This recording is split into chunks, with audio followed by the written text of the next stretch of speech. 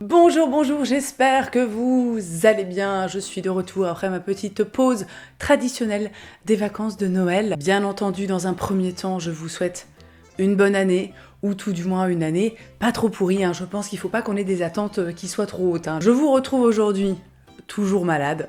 Toujours pas du Covid, mais toujours pas guéri. Voilà, si j'ai eu genre 3 jours de répit, c'était super. On se retrouve donc aujourd'hui pour ce qui est, j'ai envie de dire maintenant, alors une petite tradition, c'est que la deuxième année, mais quand même, je vais vous raconter un petit peu toutes les merdes qui me sont arrivées en 2021, histoire de bien, si vous voulez, clôturer l'année, voilà, c'est terminé, maintenant tu nous lâches la grappe. Encore une fois, la plupart des choses qui me sont arrivées ne sont pas bien graves. Alors je dis ça, je fais le disclaimer pour la team premier degré, qui est là, oui, mais ça c'est pas des vrais problèmes, c'est pas des vraies merdes dans la vie, dans quel monde elle vit celle-là. Bon, on est au mois de janvier, ne commencez pas déjà là, dès le début, à venir nous casser les couilles, merci. Non mais à un moment, il faut le dire, en fait, la vie est déjà assez compliquée, on a déjà assez de problèmes, tous, ensemble dans la même galère, sans qu'il y ait en plus Jean-Michel premier degré qui vienne te faire chier sur internet, quoi. Je commence donc avec la première merde de 2021, qui a été la perte de mon nom de domaine. Alors vous le savez peut-être ou pas, alors je sais qu'il y en a parmi vous qui me suivent depuis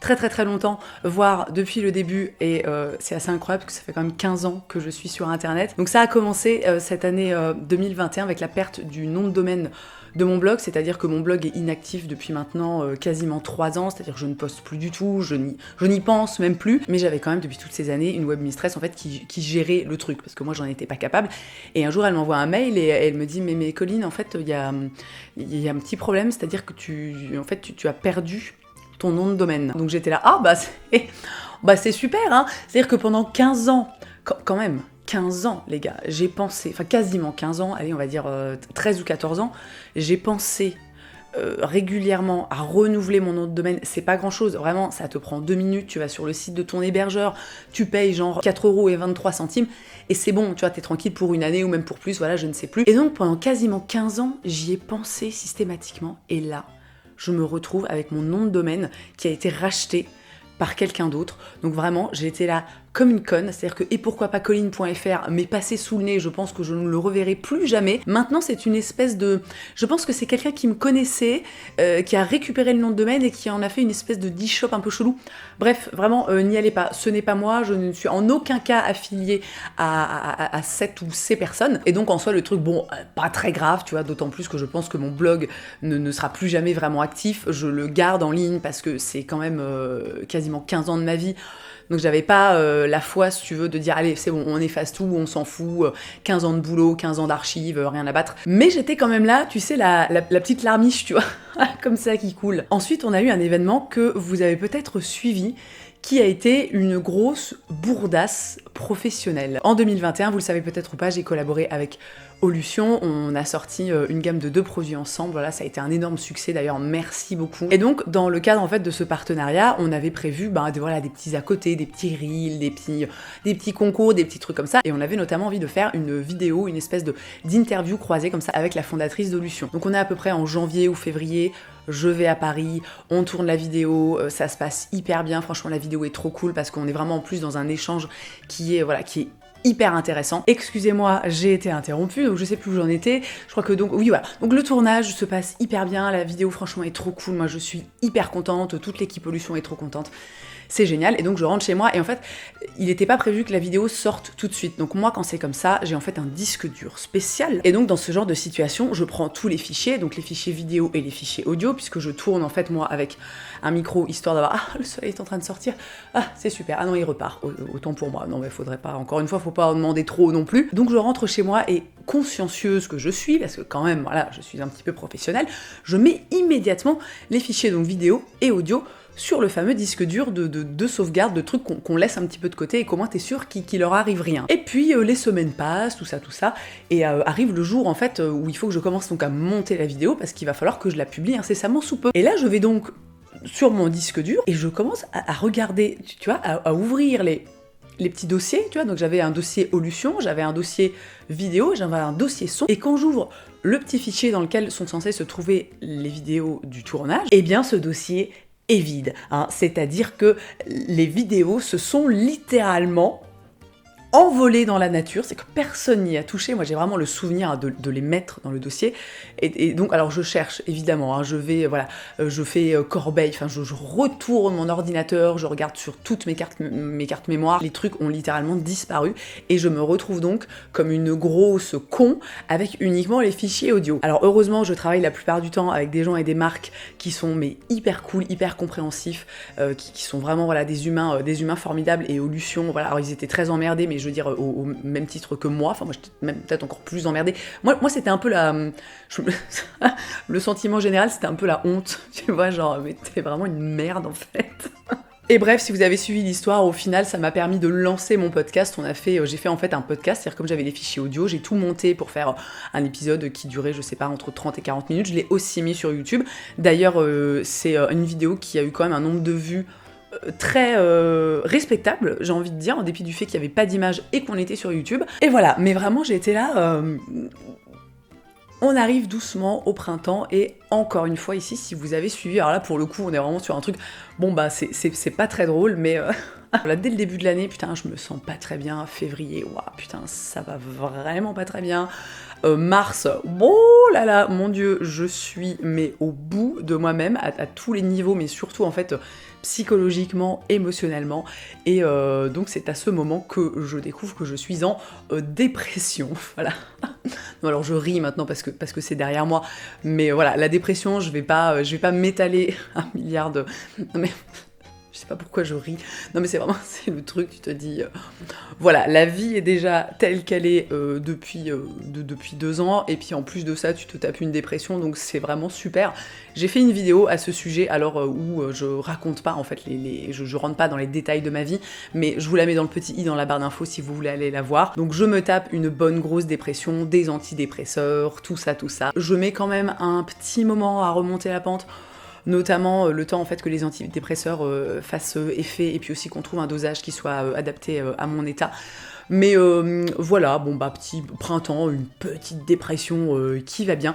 D'ailleurs, dites-moi dans les commentaires si ça vous intéresse, mais je pense que oui, je voulais vous faire une vidéo, je voulais la faire l'année dernière et en fait bon bah j'ai pas eu l'occasion, mais je voulais vous faire une vidéo pour revenir un petit peu sur cet événement de ma vie et aussi vous dire comment ça se passe depuis que j'en suis sortie et aussi depuis que j'ai arrêté les antidépresseurs, puisque j'ai arrêté, je crois, mi-octobre, début ou mi-octobre, quelque chose comme ça. Bon, vous me dites si ça vous intéresse. Mais j'ai envie de vous dire que de toute façon, même si ça ne vous intéresse pas, eh bien, je ferai quand même cette vidéo, mais je vous demande quand même votre avis. On arrive ensuite à l'été. Alors moi, je passe vraiment un été, mais génial. Vous savez maintenant que j'ai pris pour habitude de tout couper pendant l'été. J'ai la chance vraiment incroyable de pouvoir le faire et c'est quelque chose qui me fait énormément de bien. Et donc, je passe un été absolument génial. Je vois beaucoup de monde, on sort beaucoup, on fait la fête, on voit les gens qu'on aime, on passe du temps avec nos enfants. Bon, il fait pas très beau, mais c'est pas grave, vraiment, je m'éclate. Et tout début août, et ça, je crois que j'en avais parlé... Je sais plus si j'en ai parlé dans une vidéo... Ah si, j'en ai parlé dans une vidéo YouTube où je me maquillais. Tout début août, je chope une mycose. Alors, le truc, a priori, bon, tu te dis... voilà, ça arrive, hein, quand tu es une femme... Malheureusement, l'équilibre de la flore vaginale est parfois un petit peu fragile, hein, il suffit que tu sois... Enfin voilà, il y a plein de choses qui peuvent déclencher des mycoses chez les femmes, et donc, bon bah je chope une mycose. Alors c'était pas la première de ma vie, ça gratouille un peu, je suis pas très confortable, je me dis bon bah allez, je vais aller à la pharmacie, maintenant il y a des ovules, des traitements qui sont en libre service, t'as pas besoin d'ordonnance, donc j'y vais, je prends un truc, la pharmacienne me dit ouais, voilà, vous le mettez, après c'est libération prolongée pendant 3 jours, et puis voilà, tu vois, donc je mets mon truc, alors premier jour, bon ça ne va pas mieux du tout, deuxième jour, mon dieu, vraiment ça ne s'arrange pas, troisième jour, c'est un petit peu pire, quoi. Donc au bout, je crois, d'une semaine, je retourne à la pharmacie, j'en parle avec la pharmacienne, elle me donne un autre traitement. Donc encore un truc pareil, qui est pas donné sous ordonnance, tu vois. Donc je retente le truc, ça ne passe pas. On est quand même là déjà, je pense, à peu près, j'ai pas tout documenté non plus, mais on doit être déjà, je pense, à 2 semaines, voire 2 semaines et demie de mycose. Et vraiment de mycose, si vous voulez, genre mais hardcore 8000. Non, vraiment pour vous donner un exemple, alors voilà, désolé pour les détails, mais à un moment, c'est la vie. Et puis alors vraiment, si vous voulez, moi, 2022, les filtres, voilà, je laisse ça de côté, hein, on n'a vraiment pas besoin de ça. Donc si vous voulez, je me réveillais la nuit en me grattant l'entrejambe, et vraiment, genre, je me grattais jusqu'au sang, enfin, c'était l'horreur, je veux dire, c'était même pas, genre, je faisais ça dans mon sommeil, tu vois, et je me réveillais au bout d'un moment, et j'étais là, donc c'était vraiment, mais un enfer absolu. Donc j'essaie de joindre ma sage-femme, qui n'est pas disponible tout de suite, sur le coup, je pense qu'elle est en vacances, donc vraiment, je panique, parce que je commence à regarder tous les gynécos autour de chez moi, et c'est-à-dire que t'as pas de rendez-vous avant, genre, 2 mois, donc je me dis, bah, c'est-à-dire que quoi, je vais finir aux urgences gynéco parce que j'ai une mycose.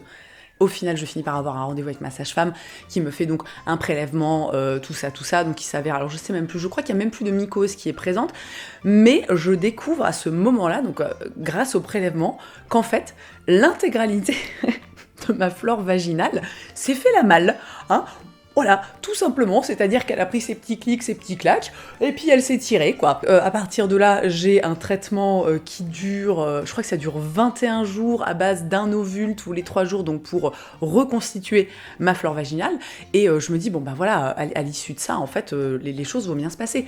Sauf qu'au bout des 21 jours, donc soit 3 semaines, ça fait déjà quasiment, je pense, 2 mois que je suis dans un inconfort génital, extrême, j'ai envie de dire, et je me dis bon bah au bout de ce traitement en fait ça va aller quoi, sauf qu'en fait pas du tout, voilà, j'ai genre quelques jours de répit et les démangeaisons reprennent, donc là je me dis vraiment bah c'est super, hein. Et bref, je vais vous la faire courte, toute cette merde là génitale, de mycose, de j'ai plus de flore, de je sais pas quoi, ça a duré 6 mois. Les gars, pendant 6 mois, je n'ai fait que enchaîner les traitements, avoir des mycoses, me gratter, vivre absolument un enfer, si vous voulez. Et il y a même eu des moments, je ne pouvais même plus porter de pantalon, tellement c'était mais inconfortable, je ne supportais pas en fait. Et tout ça s'est terminé avec un traitement qui a duré 3 mois.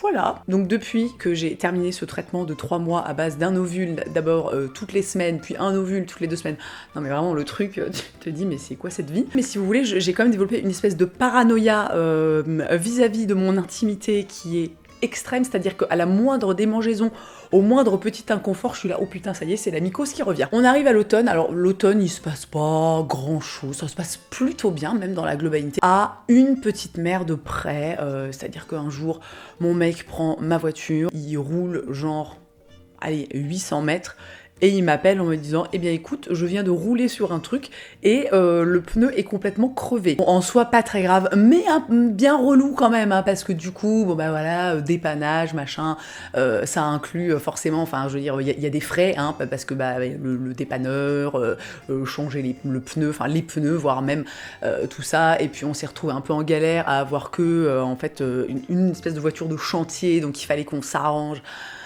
avec ma belle-mère pour les enfants, enfin c'était un peu pénible. C'est le genre de truc, tu te dis bon, est-ce que c'est vraiment indispensable? Je ne pense pas. Et donc l'automne se passe franchement plutôt cool, tout du moins voilà, il s'est rien passé tu vois, où je me suis dit ah ça faut que je le note parce que c'est vraiment de la merde. Mais donc on arrive au mois de décembre, alors là le mois de décembre, on a vraiment un petit florilège mais assez incroyable. Un soir, on va se coucher tranquillement, on vient juste, tu sais, après la journée, une journée un peu éreintante, de se mettre bien au chaud sous la couette et tout, on est tout bien. Et puis là, d'un coup, sous le lit, on entend des bruits un peu bizarres, genre... Et là, on se rend compte en fait que notre chat est sous le lit et qu'elle s'apprête à vomir. Et vraiment, c'est le genre de truc, en fait, je sais pas si vous avez des chats, je sais pas comment ils sont, mais nous, la nôtre, en fait, quand elle a décidé de vomir à un endroit, sauf si vraiment tu l'attrapes et tu la jettes, en fait, tu ne peux rien faire. Tu peux essayer de la chasser, elle est tellement prise dans son truc. Notre chat dégobille... j'ai envie de dire, de façon vraiment généreuse, hein, sous notre lit. Et puis alors vraiment, tu sais, c'était pas genre un peu au bord, hein, c'était vraiment pile au milieu du lit, mais donc en dessous, hein, donc mon mec se retrouve, voilà, à ramper en dessous du lit pour nettoyer le vomi du chat. Encore une fois, tu vois, tu te dis, bon, c'est pas grave, mais en fait, juste, c'est tellement relou, des fois, c'est ce truc où tu dis, mais est-ce qu'on... c'est possible d'avoir du répit ou pas, ou genre, tu sais, tout le temps, t'as des petites merdasses comme ça. Tu sais, en plus, c'est vraiment... tu vois, encore, tu dis, bon, j'ai fait une dépression. Alors voilà, là, quand même, bon, alors ça, c'est quand même une grosse merde, quoi. Mais genre, ton chat qui gerbe sous ton lit, alors que tu viens à peine de te coucher, franchement, c'est ridicule, quoi. Dans la même veine, une nuit, donc j'étais en train de dormir, je me réveille, j'ai envie d'aller aux toilettes. Nous, notre salle de bain, en fait, est attenante à notre chambre et on a des toilettes dans la salle de bain.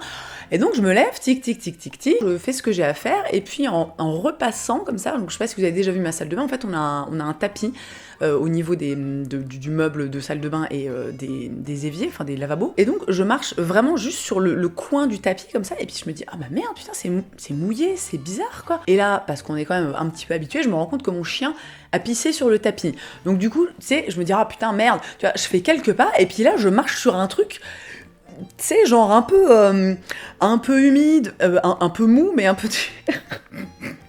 Et moi, donc, je rappelle qu'on est en pleine nuit, il est genre 3h du matin, je me suis juste levée, moi, pour aller pisser, quoi, tu vois.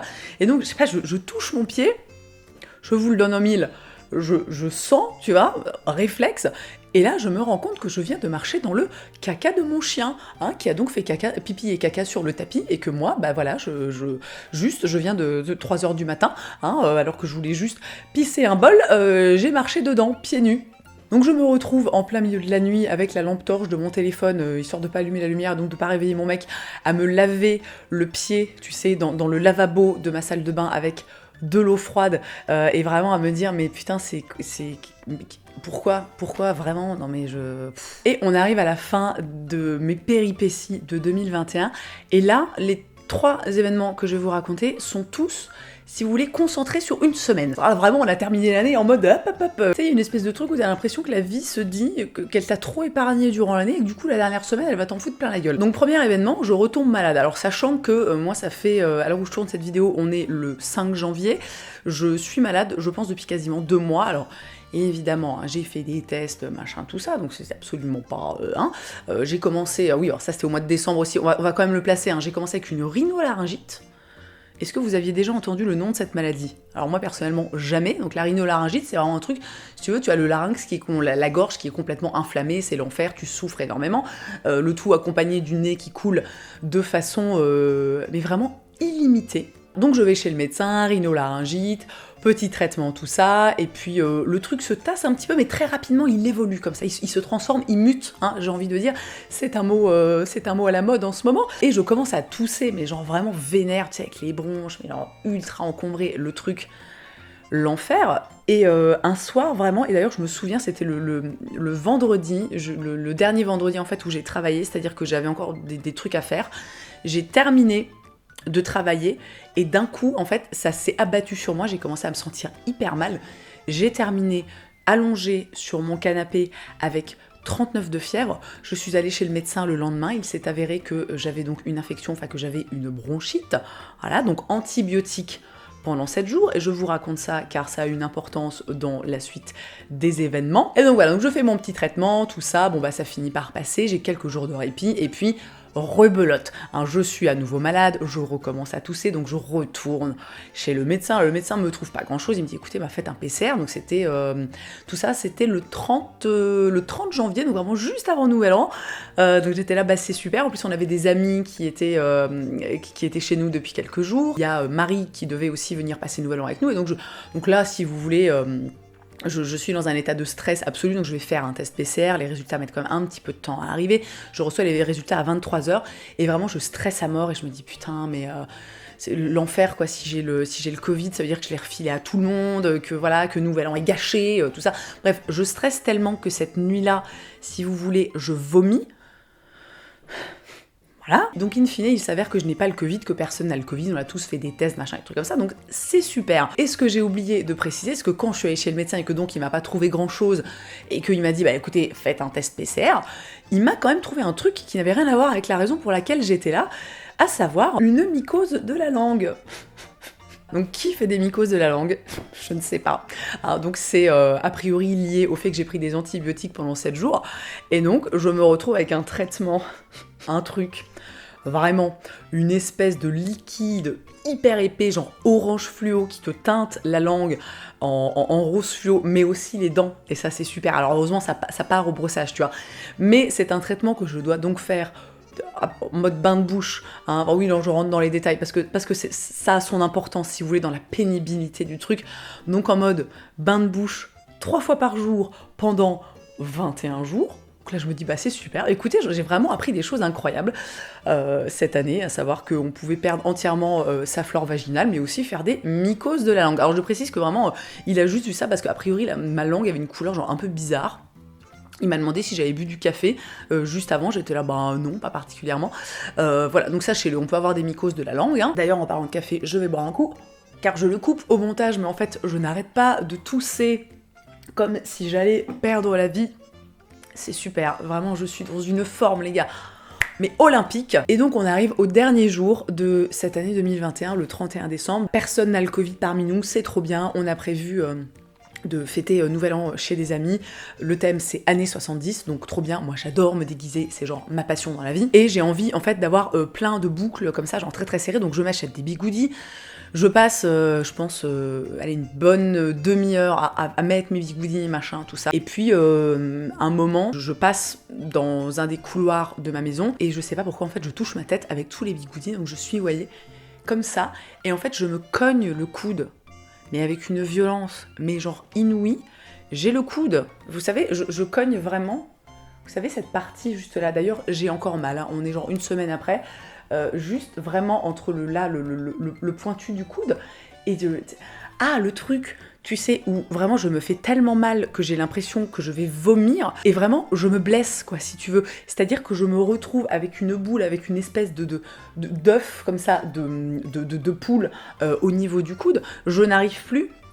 Je n'arrive plus à plier le bras, ni à le lever, enfin je suis extrêmement limitée dans mes mouvements, sachant que moi j'adore danser et que je danse beaucoup avec mes bras, donc vraiment toute la soirée, si vous voulez, j'étais genre comme ça, avec mon bras le long de mon corps, c'était pathétique, donc je me fais extrêmement mal. Cette soirée de Nouvel An, il y a aussi une autre merde qui m'arrive, c'est-à-dire que les amis chez qui on a fêté ça, en fait, avaient prévu ils avaient pris un traiteur pour la soirée, et donc ma copine, évidemment, qui sait que je ne mange pas de viande et donc pas d'animaux, donc elle précise au traiteur, elle dit, voilà, par contre, faudra faire des trucs végétariens. Et donc j'arrive, et elle me sort mes petits plateaux spéciaux avec marqué végétarien dessus et tout, donc moi je suis hyper contente parce que j'adore manger. J'ouvre mon petit plateau et là je me rends compte qu'en fait il y a du poisson dans à peu près 90% des trucs qu'ils ont préparés. Mais c'était vraiment genre du poisson, c'est-à-dire si vous voulez j'avais des espèces de petits sandwichs comme ça, avec des tranches de saumon qui faisaient, je sais pas moi, 4 cm d'épaisseur, quoi.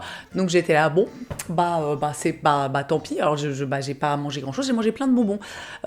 Du coup j'étais contente, mais vraiment, alors moi j'étais dépitée, ma copine était dépitée parce qu'en plus, je veux dire, c'était pas donné, c'était genre 20 € par personne, pour au final rien bouffer. J'étais un peu là, genre...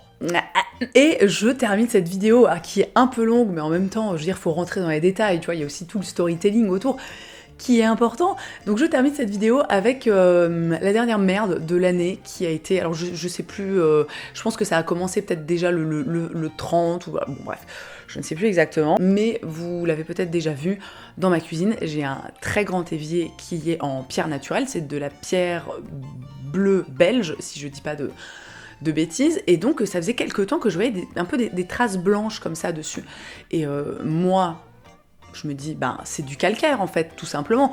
Donc moi, Colline, qu'est-ce que je fais quand je vois du calcaire quelque part? Eh bien, je prends du vinaigre blanc, parce que vraiment, le vinaigre blanc, c'est le truc absolument merveilleux. Moi, je m'en sers, voilà, pour détartrer ma machine à café, ma bouilloire, ça marche extrêmement bien. C'est incroyable, ça coûte rien, c'est naturel, enfin voilà, génial, le vinaigre blanc. Donc vraiment, j'en mets une tonne, hein, si tu veux, sur l'évier. Je mets même encore des espèces de petits trucs de textile, comme ça, pour être sûr vraiment que ce soit bien imprégné et que ça détartre bien. Et puis, je laisse poser ça toute la nuit. Et le lendemain matin, donc tout a séché, hein, le vinaigre blanc, tout ça, le lendemain matin, je regarde mon évier, et là, je vois que le truc a été littéralement rongé. Et que vraiment, quand tu le touches, en fait, tu as une texture comme ça, et que j'ai des traces blanches absolument partout sur mon évier. Alors je vous laisse imaginer qu'un évier comme ça, c'est pas le truc qui coûte 10 balles chez Ikea. Donc vraiment, je suis en panique, je me dis mais qu'est-ce que c'est que cette merde? Et c'est à ce moment-là que je me dis, ah bah tiens, je vais aller voir sur Google. Puisque toi-même tu sais que Google est ton ami et que quand tu as un problème, tu vas sur Google et souvent tu trouves des solutions. Et donc je tape traces blanches, évier, pierre bleue belge. Et là, je tombe sur un article qui explique que donc la pierre bleue belge est une pierre naturelle, c'est donc un truc vivant, c'est un truc, voilà, c'est c'est fragile, hein, il faut faire attention. Et donc ils expliquent dans cet article qu'il ne faut jamais, au grand jamais, mettre de produits acides de type jus de citron, qu'il faut faire attention genre avec l'urine de chien ou de chat ou des choses comme ça, et qu'il ne faut jamais, jamais, jamais mettre de vinaigre blanc sur un évier. Voilà, donc là je vous laisse imaginer que je suis, mais dépitée, je me dis mais putain, mais quel débile quoi. Plutôt, tu sais, que de me renseigner un petit peu, tu vois, plutôt que de croire, en fait, tiens, le vinaigre blanc, c'est formidable, mais c'est pas non plus magique, tu vois, je veux dire, c'est le truc, bon, c'est quand même un peu agressif, quoi, tu vois, et là, vraiment, je m'en veux. Mais je m'en veux. Donc là, j'en suis au stade où mon évier est toujours défoncé. D'ailleurs, voilà, je vous aurais inséré des images pour que vous puissiez voir l'état absolument incroyable de cet évier.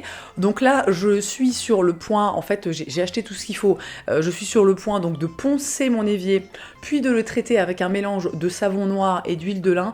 Je ne vous raconte pas, j'espère vraiment que je vais réussir à récupérer le truc parce que je pense que je vais jamais m'en remettre sinon, vraiment. Donc potentiellement, j'ai envie de vous dire qu'en 2022, on rachète un évier, le truc à 3 ans, c'est super. Enfin non, évidemment, on rachètera pas un évier, je veux dire, au pire, on appellera un granitier, un professionnel en fait qui viendra le restaurer, hein, voilà. Mais je pense que je vous montrerai ça sur Instagram. N'hésitez pas à venir suivre les aventures de Colline essaie de sauver son évier. Et j'ai fait le tour de toutes ces petites merdasses qui ont un petit peu pourri mon année 2021, mais qu'au final j'ai quand même envie de dire qu'on s'en sort vachement bien. Regardez, on est là, bon, on est un peu malade, mais franchement on est plutôt en forme, on est plutôt de bonne humeur, la vie est plutôt belle, et c'est bien. Et les petites merdes comme ça, moi je trouve que ça t'apprend à prendre du recul sur la vie, tu vois, c'est, voilà, genre typiquement le chat qui vomit sous le lit, bon il faut en rire, hein, non, parce que si tu commences à pleurer au moindre truc comme ça qui t'arrive, t'as pas fini, quoi. Hein. J'espère que cette vidéo vous a plu, j'espère qu'elle vous aura diverti, j'espère que vous vous serez bien marré avec toutes ces petites merdes qui sont venues pimenter mon année 2021. N'hésitez pas à me raconter les vôtres dans les commentaires, parce que vraiment, à chaque fois, je meurs de rire, hein, bon, quand c'est des trucs pas graves, évidemment. Bien entendu, si cette vidéo vous a plu, n'oubliez pas de laisser un petit pouce en l'air, n'hésitez pas aussi à vous abonner à la chaîne, n'hésitez pas aussi à me retrouver sur Instagram et sur TikTok, why not? Et dans tous les cas, je vous souhaite une très belle journée, je vous embrasse et je vous dis à la prochaine!